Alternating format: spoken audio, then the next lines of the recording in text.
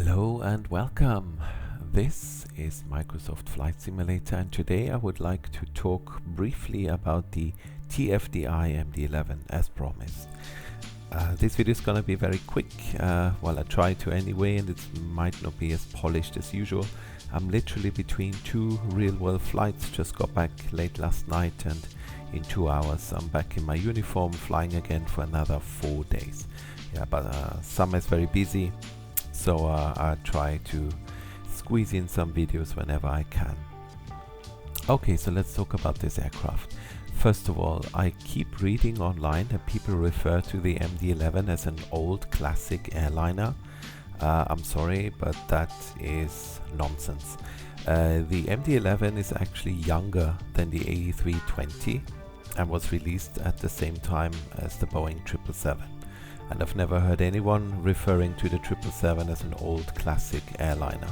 The cockpit design is the same. You're looking at a two-man glass cockpit, and it has a fully functional FMS and many other systems that are on par with those other aircraft. So I don't know, people might get confused with the DC-10, which is fair enough. They look similar enough, but believe me, the DC-10 and the MD-11, at least from a pilot's perspective, are two very different aircraft. So if you are not sure about this because you think, oh, it's an old airliner with steam gauges and stuff, that's not the case. You're looking at the exact same technology that you find in a 777 or an A320. So let's talk about the product itself. Personally, I struggle with this one. There's a lot of very good stuff. I can talk about that at the end, but there's some things which annoy me. So let's start with that. First of all, the installation. You install the aircraft and all you get is the TFDi livery. That's it. You have to somehow find the download page on the TFDi website, which looks like something from the 1990s, and there you get a bunch of liveries, not many, a few. You download them and that's it. There's no explanation what to do with this. You just get a RAR file and that's it. So I've seen people online already asking, what do I do with this? Where do I install this?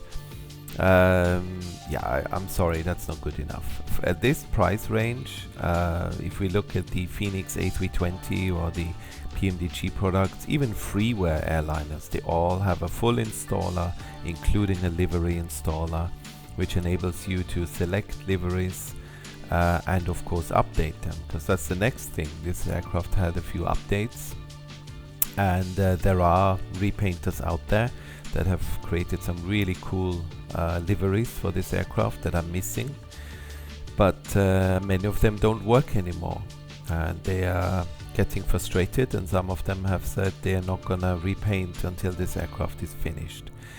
So that to me is, at this price range, I'm sorry, that's not good enough. Which brings me to my second point, and that is this product feels rushed, and I don't understand why. When PMDG announced that they would release the 777, literally the next day TFDi said, oh, we're gonna release our MD-11.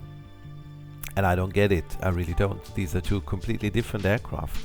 I purchased both, and I'm sure people that love the MD-11 like I do are not swayed by a 777 that's being launched.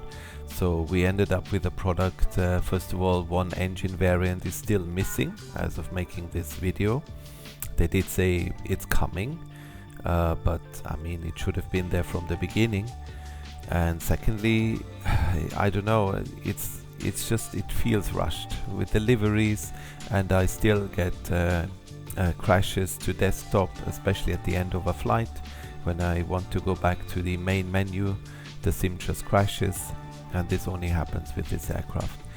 So yeah, this leaves a bit of a bitter taste in my mouth, because other than that, this is actually a really nice aircraft. I love the MD-11. It's one of my favorite aircraft. I think it's beautiful. It's right up there with Concorde or the 757 in my opinion. And the modeling is great. The sound is amazing. You have that roar on takeoff. which I love. The cockpit looks amazing, the texturing, everything. The functionality is there as well. If they would have just given it a bit more time, then this would feel better. It's a shame, because this is a really cool product, all in all. One last thing I want to talk about. A lot of people seem to struggle with hand flying the aircraft. Believe it or not, so did real-world pilots. The company I fly for employs a lot of former MD-11 pilots.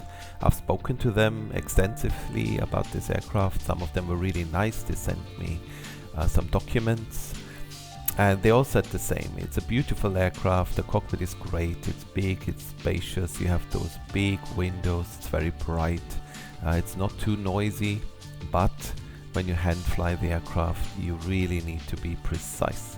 This is not an A320 or a 737 where you can drop 5 knots below your approach speed and the aircraft is gonna forgive you. This aircraft is very, very unforgiving. It will bite back very quickly. So you need to be extremely precise with everything you do. There's a lot of trimming going on. I've noticed every time you change anything, you feel like you trim for like 5 minutes. But that's the way it is. That's the aerodynamics of the aircraft. The approach speeds are very high, much higher than you're probably used to. It's not unusual to come in at 160 knots. Again, something that can be an issue.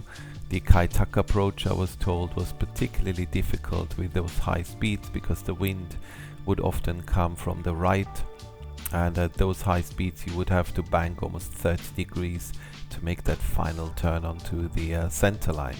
So challenging to fly, but that doesn't have to be a bad thing. I mean, we all want to become better pilots, and this aircraft, I think, will make you a better pilot because it will teach you to be precise and to stick to every single knot that the FMS has programmed for you. So let's come to a closure. It's a good product. I would still recommend it, but I wish they would have given it a bit more time and more polish.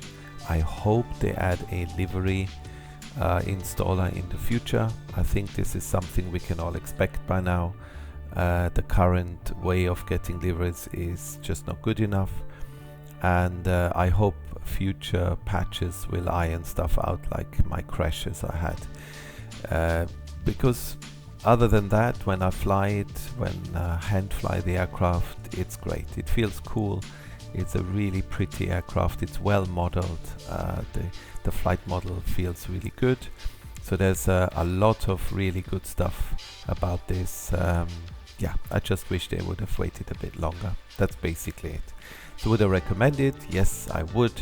If you're not keen on aircraft that cause crashes, then maybe wait. I'm sure there'll be patches. We've already had a bunch, and yeah, but definitely give it a go in the future.